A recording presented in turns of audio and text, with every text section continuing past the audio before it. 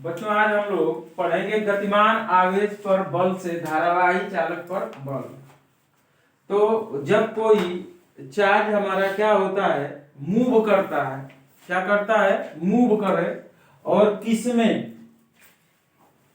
किसमें मूव करे भाई, एक समान चुंबकीय क्षेत्र में, तो उस पर बल निकाला गया। किसकी सहायता से निकाला गया, तो लॉरेंज बल की सहायता से निकाला गया। और वह बल क्या आया, F बराबर QVB sin थीटा। और उस बल का डायरेक्शन किससे देखा गया, हम लोग बाएं हाथ के नियम से। इसी तरह से ये आया F, ये आया B और ये आया V, ठीक है। ये क्या आया F, ये आया B और ये आया आपका V आया। अब यहां पे हम लोगों को देखना है कि धारावाही चालक पर बल, यानी धारावाही चालक का अर्थ क्या हुआ कि अगर किसी एक समान चुंबकीय क्षेत्र में कोई वायर रखा गया है और उसमें आप करंट फ्लो करा रहे हैं, तब उस तार के ऊपर कितना बल कार्य करेगा, इसी की गणना हम लोगों को करना है। जो बल लगेगा उस बल की दिशा कैसे निकालेंगे, वो भी फ्लेमिंग के बाएं हाथ के नियम से ही हम लोग क्या करना है, निकालना है। और ये अमेरिका की एक खुफिया एजेंसी है FBI, याद रखिएगा FBI। ये तीनों एक दूसरे के क्या होते हैं, परपेंडिकुलर होते हैं। यानी आप सबसे पहले फोर्स किधर लगेगा उसको निकालना है, तो पहले चुंबकीय क्षेत्र का डायरेक्शन देखिएगा। यहाँ पे हम लोग जो पढ़ा रहे हैं उसमें चुंबकीय क्षेत्र का डायरेक्शन या तो इस बोर्ड के लंबवत अंदर की ओर होगा या इस बोर्ड के लंबवत बाहर की ओर होगा। तो जिस दिशा में चुंबकीय क्षेत्र होगा, ठीक है, उसी दिशा में आप अपनी तर्जनी को कर दीजिएगा। और धारा जिस दिशा में प्रवाहित हो रहा है, मध्यमा को उस दिशा में आप लगा लीजिएगा। ये आपकी क्या हो जाएगी, मध्यमा, ठीक है। अगर धारा इधर होगी तो मध्यमा को आपको इस साइड में लाना पड़ेगा, ठीक। और अंगूठा को खोल दीजिएगा स्वतंत्र रूप से, ठीक है। वो जिस दिशा में आसानी से खड़ा हो सके उस दिशा में उसको जाने दीजिएगा। तो यहाँ पे फोर्स का अंगूठा हमारा फोर्स दिखाएगा, तर्जनी हमारी चुंबकीय क्षेत्र की तीव्रता की दिशा दिखाएगी, कितना चुंबकीय क्षेत्र किस दिशा में है। और ये वाला जो मध्यमा है ये किसको रिप्रेजेंट करेगा, तो वो रिप्रेजेंट करेगा आपको, किसको रिप्रेजेंट करेगा, करंट को, ठीक है। अब जैसे आपको देखना है, मैं एक मैग्नेटिक फील्ड अभी इसमें क्रिएट करा रहा हूं, ठीक है। ये नॉर्थ पोल है और ये साउथ है। तो चुंबकीय क्षेत्र का डायरेक्शन क्या हो गया, north to south, north to south हो गया। ये आपका मैग्नेटिक फील्ड हो गया, किधर से किधर तक, नॉर्थ से साउथ के तरफ जा रहा है। अब इसमें हमने एक वायर रख लिया और इस वायर में I एम्पियर की धारा क्या हो रही है, प्रवाहित हो रही है। कितनी धारा, I एम्पियर की धारा प्रवाहित हो रही है। अगर ये इसको आप ये मान लीजिए कि ये जो चुंबकीय क्षेत्र है, डायरेक्शन है, ये कागज तल के लंबवत अंदर की ओर है, ठीक है। तो तर्जनी आपकी चली गई अंदर की ओर, ठीक है। और करंट आपका ऐसे ऊपर की ओर हो गया, ठीक है। तो फोर्स का डायरेक्शन देख रहे हैं ना, अंगूठा इस साइड में हो गया, तो तुरंत आपका फोर्स निकल जाएगा, ये आपका फोर्स आ जाएगा, ठीक है। अब ये फोर्स कितना होगा, इसी को हम लोगों को क्या करना है, ज्ञात करना है, ठीक है। तो वही धारावाही चालक पर बल कितना लगेगा, इसको हम लोगों को निकालना है। तो आप आसानी से देखिए निकल जाएगा। इसमें हमने क्या किया है कि एक समान चुंबकीय क्षेत्र ले लिया, एक समान चुंबकीय क्षेत्र, ये आपका मैग्नेटिक फील्ड हो गया। तो मैग्नेटिक फील्ड हो गया तो ये आपका B हो जाएगा। और इसमें एक वायर हमने ले लिया जो क्षेत्र से थीटा एंगल पे है, कितने एंगल पे है, थीटा एंगल पे है। और इस वायर की लंबाई कितनी हो गई, L हो गई। कैपिटल L भी लिख सकते हैं और स्मॉल l भी लिख सकते हैं, उससे कोई दिक्कत वाली बात नहीं है। अब इसमें जो करंट है वो इस तरह से बह रही है, I एम्पियर की धारा। तो इसके ऊपर जो फोर्स लगेगा उस फोर्स की जो वैल्यू आएगी, अगर इसको आप ऐसे घुमा दिया अंदर, ठीक है, वायर को ऐसे रख लिया, तो धारा की दिशा आपका ऐसे है, तो इस पे जो फोर्स कार्य करेगा बच्चों F, वह किन किन बातों पे निर्भर करेगा? वह F जो होगा वो निर्भर करेगा चालक तार में बहने वाली धारा के अनुक्रमानुपाती, ठीक है। यानी वायर में धारावाही चालक में जितना अधिक धारा बहेगी उस पर बल का मान उतना ही अधिक होगा। दूसरी चीज,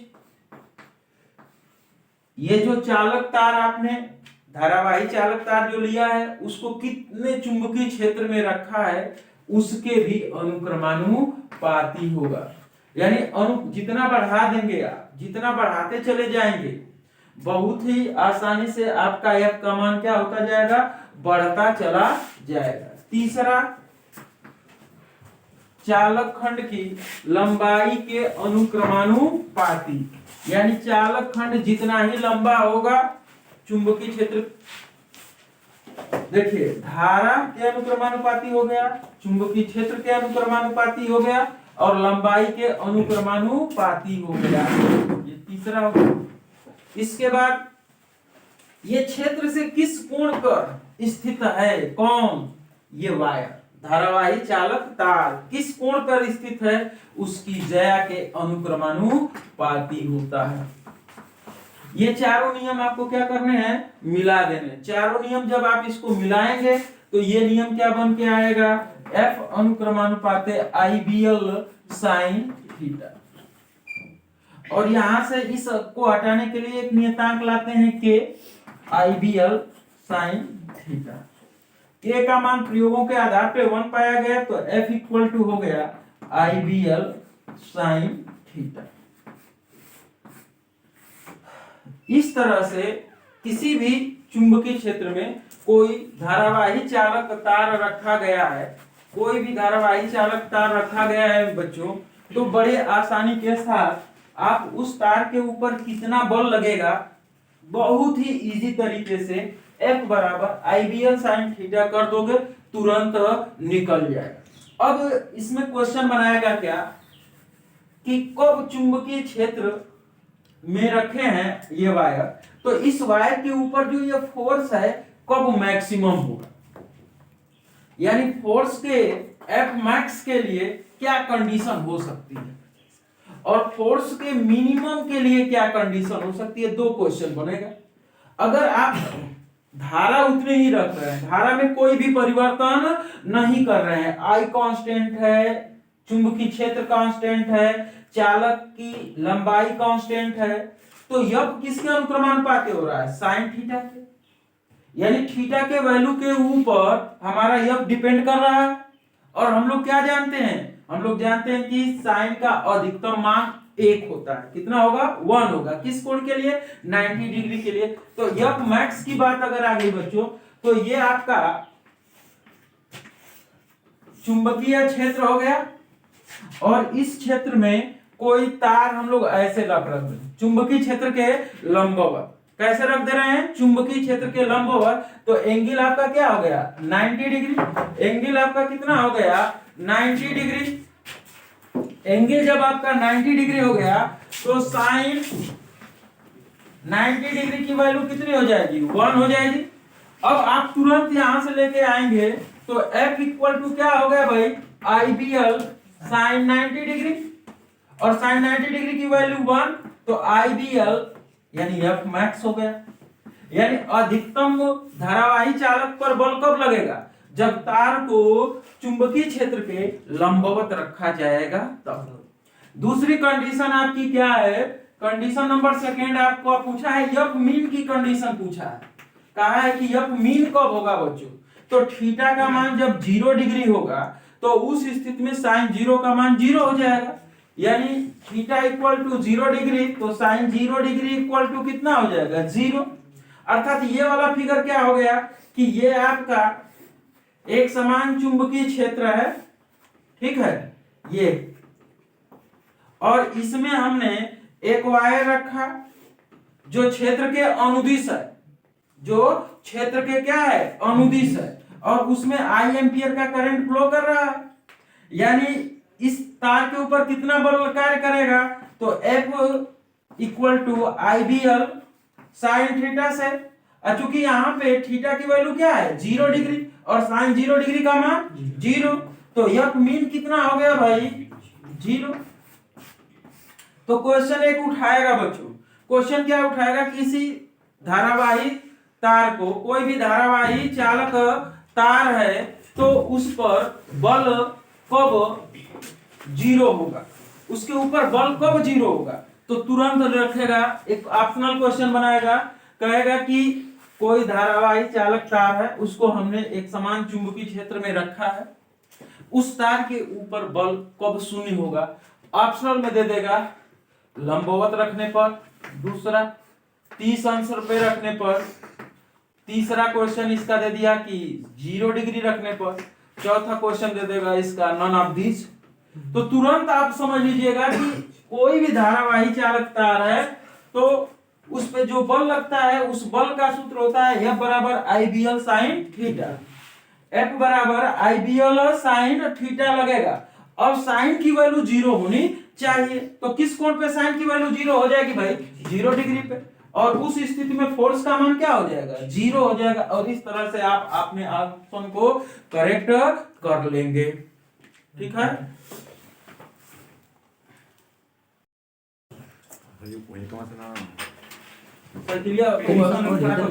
अब देखो बच्चों, इसी में दे देगा तुम लोगों को, 1 नंबर का बोर्ड में पूछता है तो पूछेगा क्या, मात्रक पूछ लेगा, और एक संबंध आता है, ठीक है, उसको आप लोग ध्यान से देखिएगा, नहीं तो क्वेश्चन में उसी को देख के फंसा देगा। क्या आएगा, आप देखिए सूत्र आपका आया F बराबर आई बी एल, ठीक है, साइन थीटा, तो लंबवत पे मैक्सिमम हो गया, यहीं से आप B का निकाल सकते हैं। तो B इक्वल टू क्या आपके पास आ गया F बटे में I इंटू एफ, बल का मात्रक जानते ही हैं, क्या हो जाएगा न्यूटन, धारा का एम्पियर और लंबाई का मीटर। इस तरह से चुंबकीय क्षेत्र का ये मात्रक हो गया न्यूटन अपान एम्पियर मीटर, और यहीं से इसको हम लोग टेस्ला भी कहते हैं। क्या कहेंगे, टेस्ला, क्या बोलेंगे टेस्ला। और यहीं पे इसका एक छोटा मात्रक होगा 10⁴ गॉस, याद रखिएगा, ये इंपॉर्टेंट है न्यूमेरिकल के लिए, न्यूमेरिकल के लिए ये क्या है इंपॉर्टेंट है, ठीक है। अच्छा, अगर कोई आपसे पूछे कि एक न्यूटन अपान एम्पियर मीटर की परिभाषा पूछ दिया, तो क्या करना है आपको, अगर F का मान 1 न्यूटन हो जाए, I का मान 1 एम्पियर हो और L का मान 1 मीटर हो, ठीक है।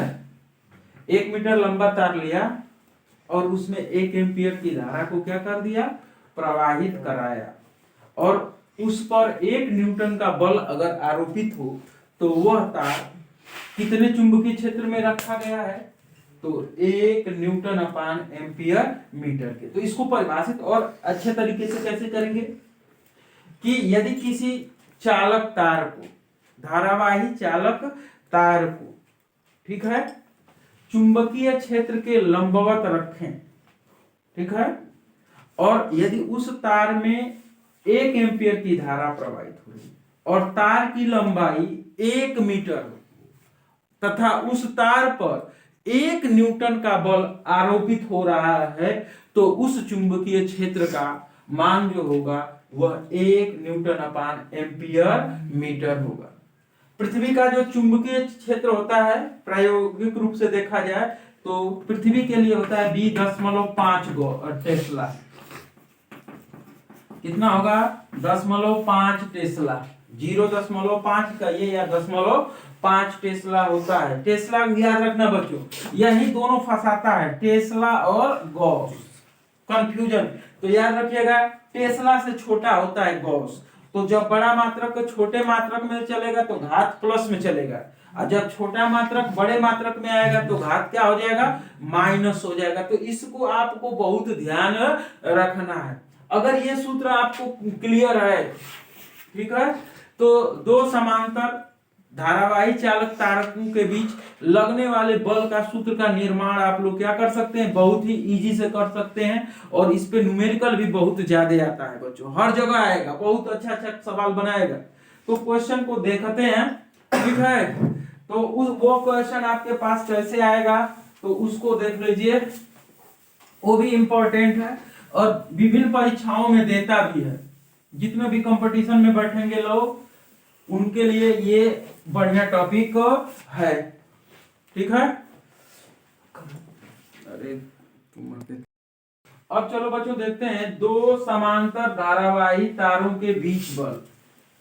तो दो समांतर तार हम लोग लेते हैं बच्चों, और दोनों तारों के बीच जो फोर्स लगेगा वो कैसे लगेगा, पहले उसको हम लोग समझेंगे कि उसकी प्रकृति कब आकर्षण की होगी और कब प्रतिकर्षण की होगी। अब सपोज कर लीजिए कि ये दो तार हैं, पहले इसको समझ लीजिए, फिर तो ये टॉपिक आपका फटाक से क्लियर होगा। एक तार ये है, अब सपोज करिए इसमें करंट ऐसे जा रहा है, इसमें करंट ऐसे जा रहा है, इसमें I1 करंट है, इसमें I2 करंट है। कोई लड़का कहा नहीं सर जी हम दोनों में एक ही दिशा में प्रवाहित कराना चाह रहे हैं, करा ले भाई। ये I1 हो गया और ये I2 करंट हो गया।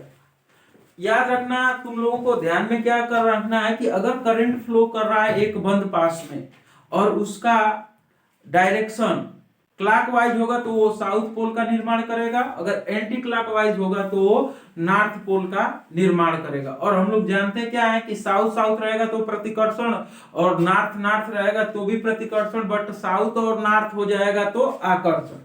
अब देखिए करंट बह रहा है इसमें और इसमें, या इसमें और इसमें, ये सेकंड फिगर मान लीजिए, ये आप इसको फर्स्ट फिगर मान लीजिए, ठीक है। अब करंट बह रहा होगा तो सेल की आवश्यकता पड़ी होगी, तो धारा किधर से किधर निकलती है, धन से ऋण, यानी ये ऋण हो गया और ये धन हो गया, ये धन प्लेट और ये ऋण प्लेट। इसमें देखिए ये हो गया भाई, धन प्लेट से करंट आपका निकला, ये I2 धारा निकल गया और I2 ऐसे चल रहा है, I2 ऐसे चल रहा है। तो देखिए इसमें ऐसे करंट चल रहा है, तो ये क्या हो गया, एंटी क्लॉकवाइज हुआ या नहीं हुआ, हो गया एंटी क्लॉकवाइज। और एंटी क्लॉकवाइज हुआ तो कौन सा पोल बन गया, नॉर्थ पोल बन गया। अब इसमें देखिए, इसमें करंट ऐसे जा रहा है,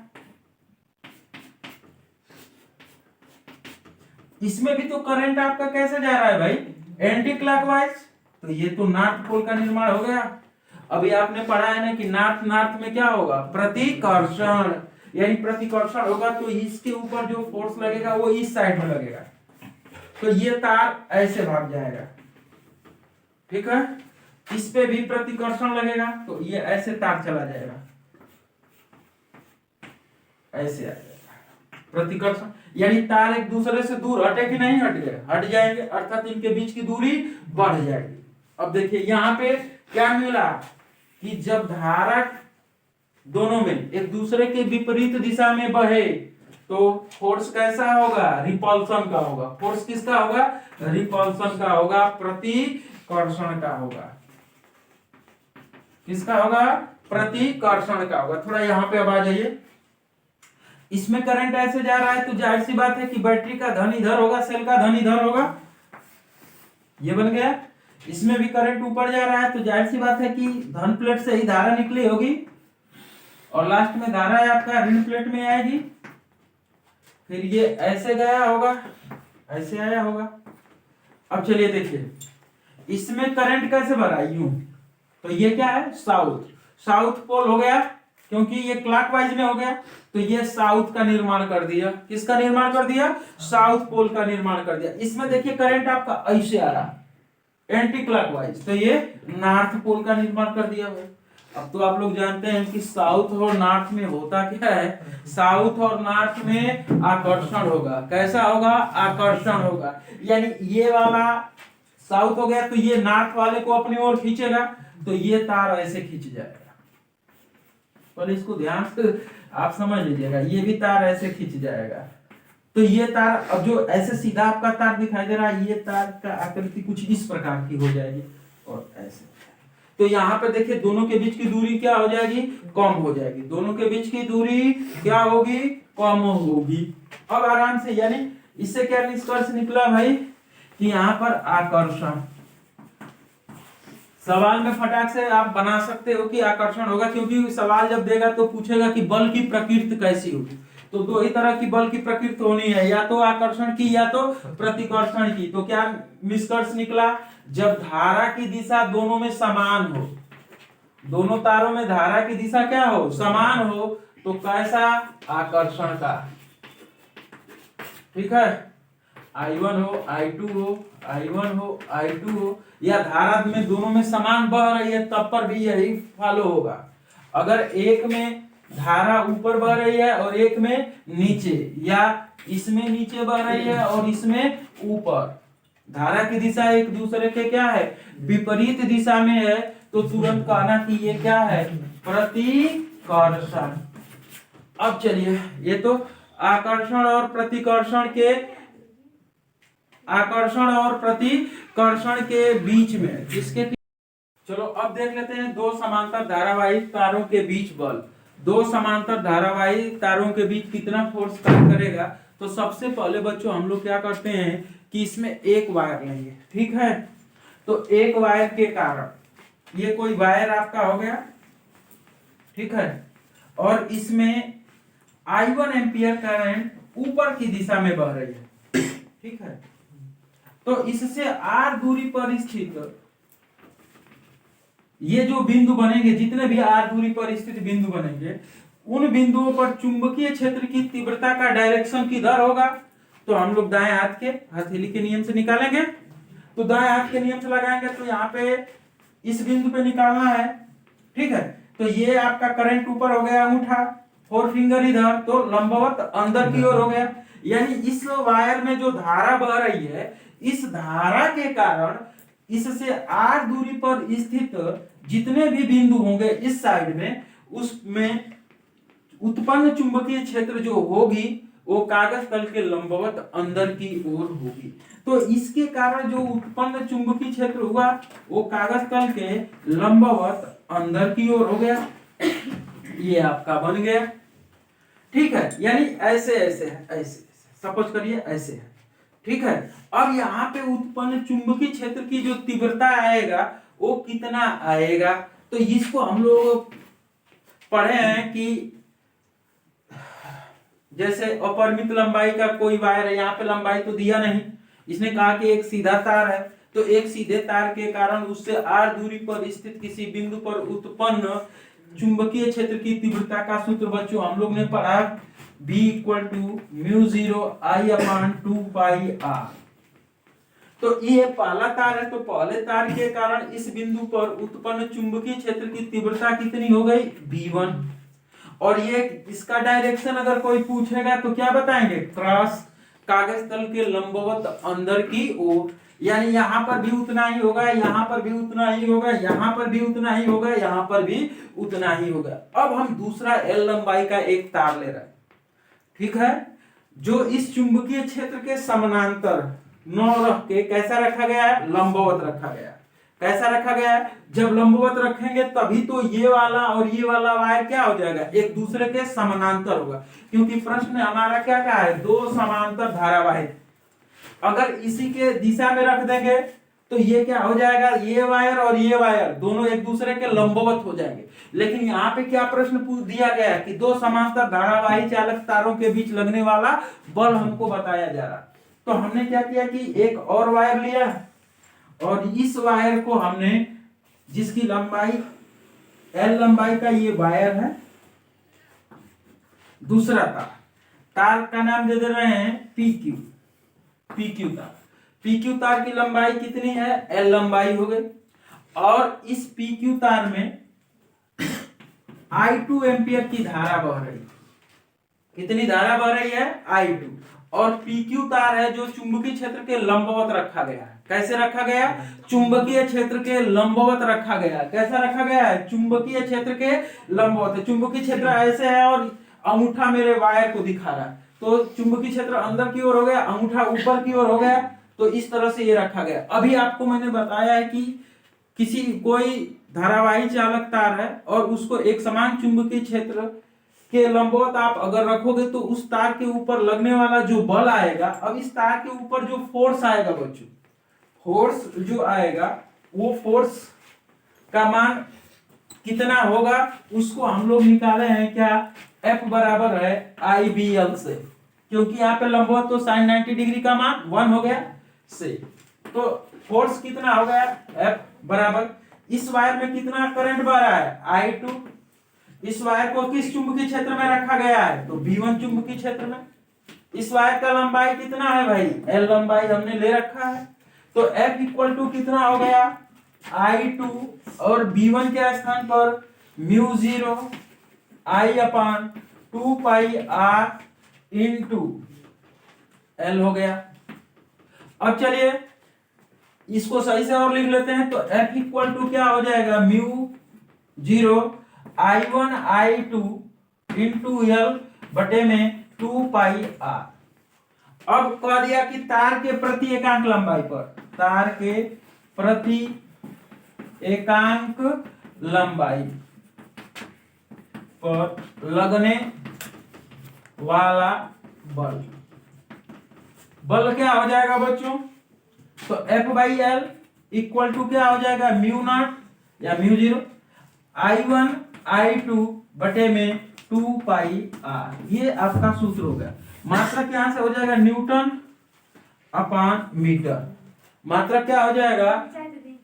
न्यूटन अपान मीटर। मात्रक क्या होगा? न्यूटन अपान मीटर। मात्रक जो आपका होगा वो न्यूटन अपान मीटर होगा यहां से बच्चों, तो आराम से आप निकाल सकते हो। अच्छा, अब ये पूछेगा कि बताइए कि इस पर फोर्स की प्रकृति कैसी होगी, तो थोड़ा सा और समझिए। फोर्स मैंने बता दिया है आपको कि जब दोनों वायरों में धारा की दिशा, अच्छा इस वायर पे भी कितना बल लगेगा? तो इतना ही बल लगेगा, ठीक है। अब इस पे दिशा देखना है। देखिए चुंबकीय क्षेत्र ऐसे मेरा 4 फिंगर इधर जा रहा है, चुंबकीय क्षेत्र हो गया, तो चुंबकीय क्षेत्र की दिशा इधर हो गई, ठीक है। और हमारा ये आपका चुंबकीय क्षेत्र हो गया। अब देखिए हमारा करंट किधर जा रहा है? ऊपर।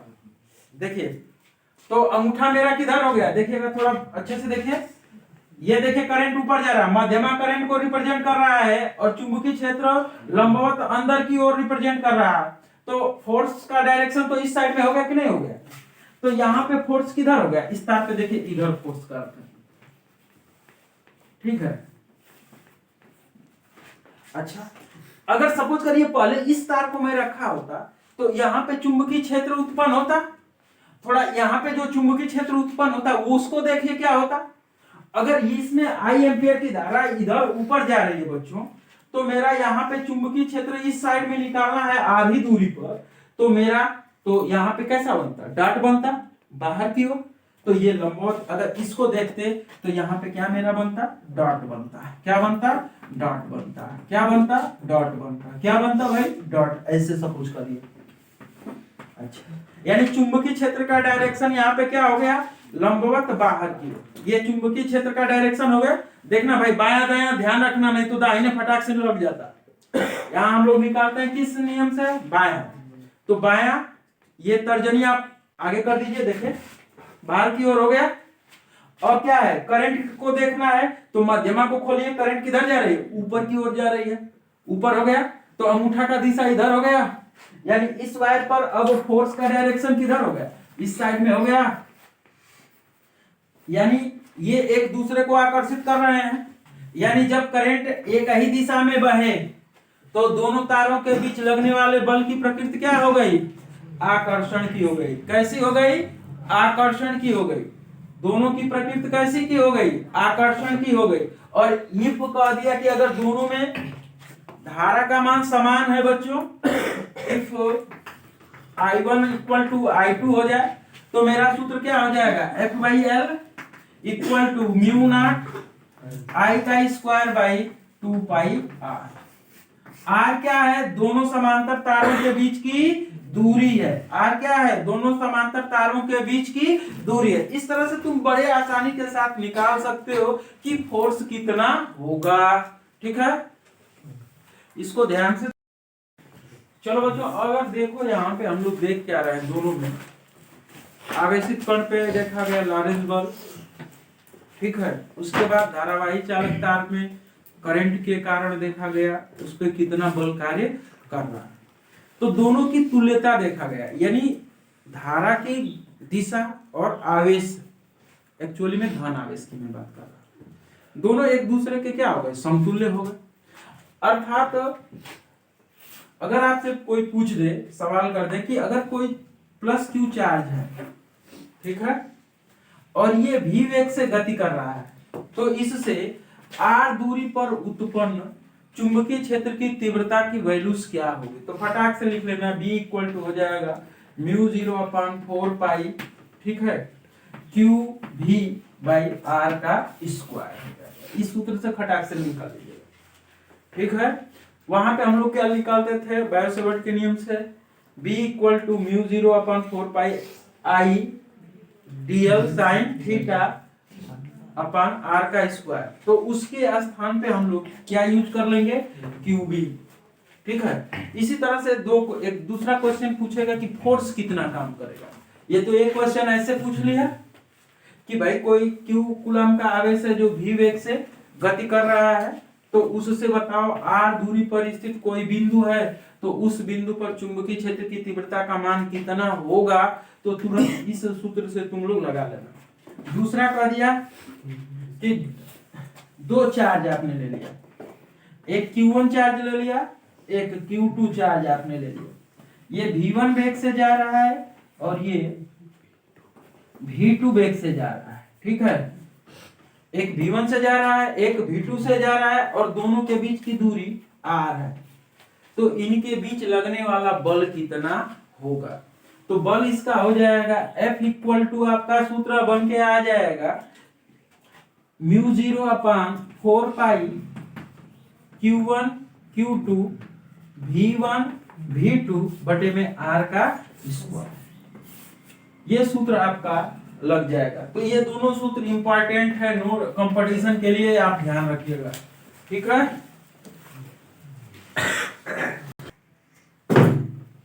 देखिए बच्चों, ये क्वेश्चन उसी पर अभी जो पढ़ा गया है उसी पर आधारित क्वेश्चन है, और यूपी बोर्ड एग्जामिनेशन में 2 बार आ चुका है, या कंपटीशनों में भी ऐसे क्वेश्चन आपको देखने को मिलेंगे। 2018 और 2010 का ये क्वेश्चन है, जिसमें कहा है कि एक XY वायर है, ठीक है, और जिसमें 25 एम्पियर का करंट बह रहा है, और एक उससे दूर, ठीक है, एक हमने आयताकार कुंडली लिया हुआ है जिसमें I1 करंट बह रहा है 1.5 एम्पियर का। इसकी एक भुजा की लंबाई है 10.25 मीटर, या क्वेश्चन पेपर में दे रखा है 25 सेंटीमीटर। मैंने यहाँ पे उसको यूनिट चेंज कर लिया है, मीटर में रख लिया है, तो 10.25 मीटर हो गया। यहाँ पे 10 सेंटीमीटर इसकी लंबाई दे रखा है, तो मैंने 10.10 मीटर कर लिया। इस वायर से इस भुजा की दूरी दे रखा है 2 सेंटीमीटर, तो उसको मीटर में बदलेंगे तो 10.02 मीटर। अब आपसे पूछ रहा है कि इसकी प्रत्येक भुजा पर इस वायर के कारण कितना फोर्स एक्ट होगा, ठीक है, कितना फोर्स एक्ट होगा। आपको ध्यान में ये क्वेश्चन है। फिर पूछ रहा है कि इसके ऊपर कुल कितना बल कार्य करेगा, नेट, ठीक है, नेट पूछा है। 2 क्वेश्चन हमसे पूछा है कि AB पे कितना बल कार्य करेगा, CD पे कितना कार्य करेगा, AD पे कितना कार्य करेगा, और BC पे कितना कार्य करेगा। ये क्वेश्चन आपको दे रखा है, ठीक है। तो आप आसानी से देखेंगे। सबसे पहले इस क्वेश्चन को करने से पहले आप इस करंट, ये वायर जो गया है, इस वायर के कारण हमारा इस साइड में जो भी चुंबकीय क्षेत्र क्रिएशन में आएगा उसका डायरेक्शन पहले पता करें। तो हमने आप लोगों को बताया दाएं हाथ का नियम, और उसके अनुसार बच्चों फटाक से इस साइड में करना, तो 4 फिंगर फैला दिया, करंट देखिए किधर दिया, ऊपर की ओर दिया, तो आपका ऊपर, पाम आपका नीचे हो गया, यानी यहाँ पे चुंबकीय क्षेत्र इस बोर्ड के लंबवत क्या होगा, भीतर के तरफ होगा। अगर भीतर के तरफ है तो क्रॉस हो गया, यानी पूरी जगह क्रॉस बन जाएगा, ठीक है। यानी चुंबकीय क्षेत्र का डायरेक्शन क्या है, यहाँ पे अगर हम दिखाना चाहें तो कैसा होगा बच्चों, क्रॉस हो गया, ये सब आपका क्रॉस बन गया, ऐसे क्रॉस बनता चला जाएगा, घबराने वाली कोई बात नहीं। अब ये हो गया कंडीशन। अब ये देखिए, ये चुंबकीय क्षेत्र हो गया। अगर इस वायर को हम लोग अगर देखा जाए तो ये चुंबकीय क्षेत्र के क्या है, लंबवत हो गए, और ये क्या हो गया, चुंबकीय क्षेत्र के समानांतर या अनुदिश हो जाएगा, ठीक है।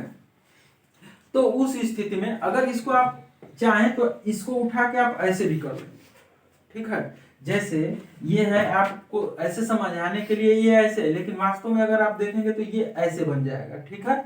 तो जब ऐसे बनेगा, या इसको आप ले सकते हैं, तो कंडीशन आपकी ये वाली भुजा हो जाएगी, एक भुजा ये हो जाएगी, एक भुजा आपकी ये हो गई, और एक भुजा ये हो गई, ठीक है। तो चुंबकीय क्षेत्र अंदर की ओर है और ये भुजा इस साइड में हो गई, ठीक। तो इसके कारण एडी और सीडी, बीसी पे कोई भी फोर्स कार्य नहीं करेगा। किसमें, एडी और बीसी में कोई भी फोर्स कार्य नहीं करेगा। अब तुम्हारे दिमाग में एक उपज होगा कि भैया क्यों नहीं कार्य करेगा, तो देखिए यहाँ पे ये आ गया एडी, यानी इसके बीच का एंगल कितना हो गया, 180। देखिए चुंबकीय क्षेत्र इधर है, ठीक है, और ये वायर करंट इस साइड में आ रहा है, तो ये एंगल 180 अंश हो गया, और साइन 180 अंश का मान क्या हो गया, 0।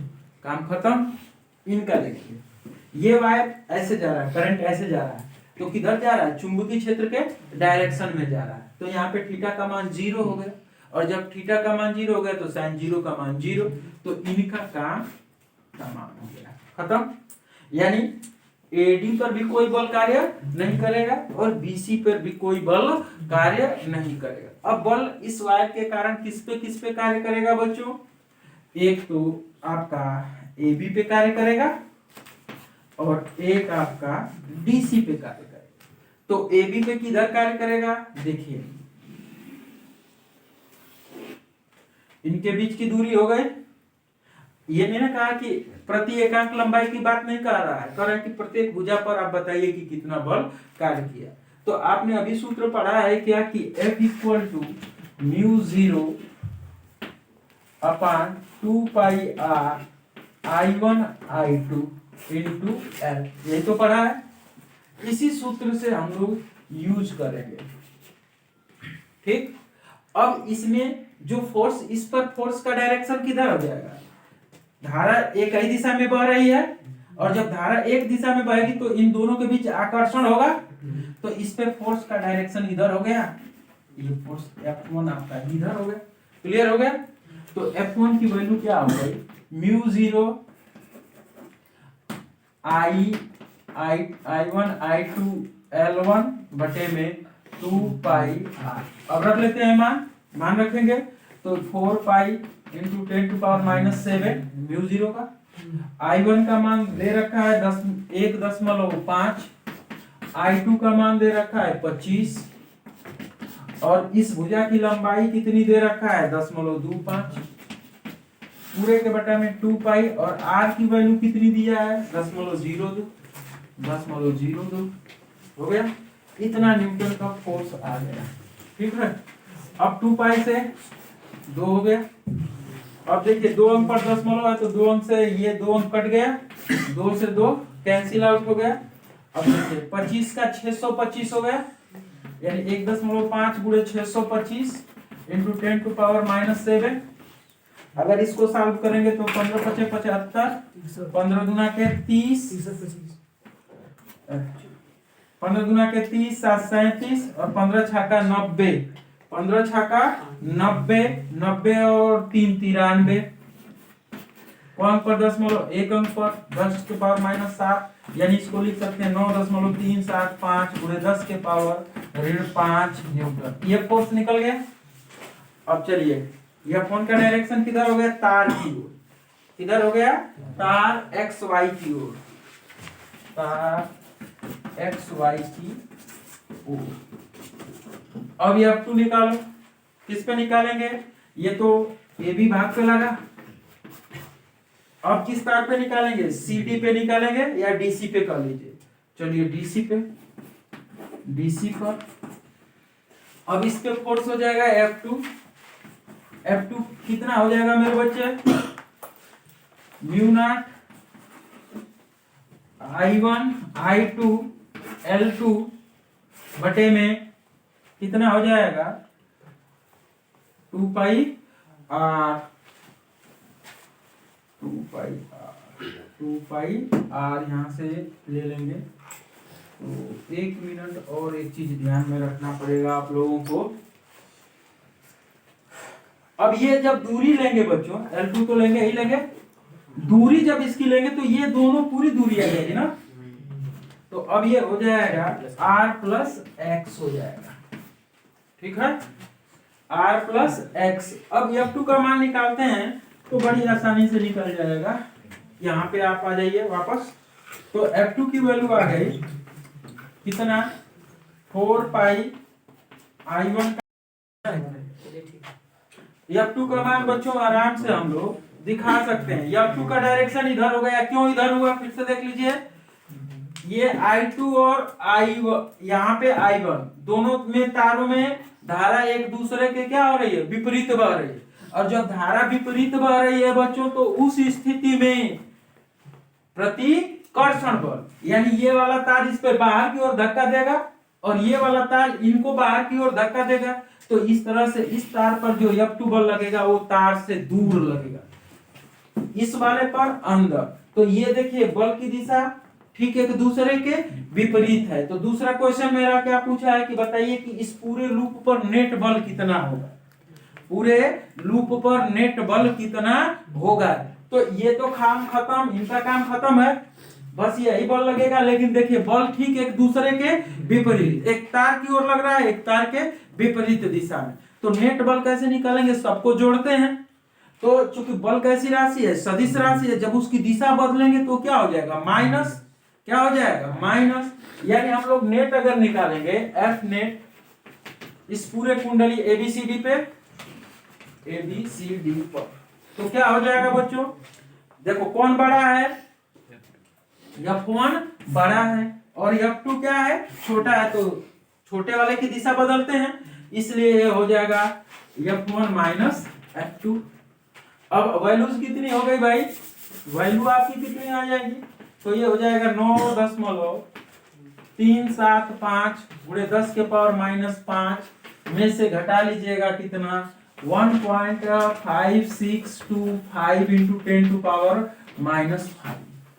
तो नियर अबाउट आप देखेंगे तो कितना हो जाएगा, 10 में से 5 या 5 और 4 में से मेमोरीज फुल हो, स्टोरेज फुल हो। अच्छा चलिए देखिए घटाइए, 5 में 0 तो 5 आ गया। अब ये 4 हो गया, 4 में से 2 जा 2 और 7 है, 7 में से 6 जा 1 और यहाँ पे 3 है तो हासिल लेगा तो 13, 13 में से 5 जा 8, 8 में से 1 जा 7 गुणे 10 के पावर -5 न्यूटन। इतना नेट बल उसके ऊपर लगेगा।